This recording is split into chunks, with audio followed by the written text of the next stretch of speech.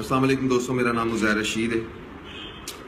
Electronic media ते social media ते बड़ी खप सुन रहा सी, कौम की बेटी, कौम की बेटी। सोचा अपनी कौम नूं दसां ते सही, कौम की बेटी हो रे, हुक्मरान की बेटी हो रे।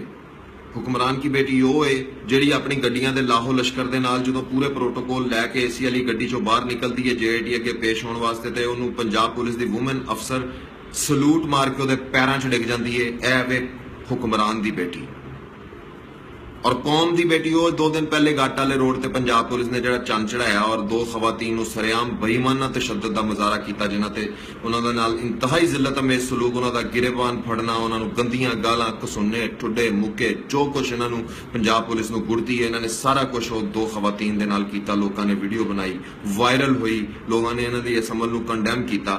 हुण मैनूं दसो, अगर वो दोवें कौम दीयां बेटियां ना हुंदियां, हुक्मरान दीयां धीआं हुंदियां, ते की पंजाब पुलिस ने उन्होंने तशद्दुद करना सी या फिर उन्होंने पैरों 'च डेक के उन्होंने सलूट मारने सी? हुक्मरान की बेटी हो रे, कौम की बेटी हो रे। इस फर्क नूं समझो। अगर मेरी गल बुरी लगी होए मैनूं वापस कर देना, मैनूं रिपेयर करके तुहानूं वापस देंगा, तुहानूं जदों तक अच्छी लग नहीं जाती। ते अगर मेरी गल अच्छी लगी होए तो इहनूं बिला झिझक शेयर करना।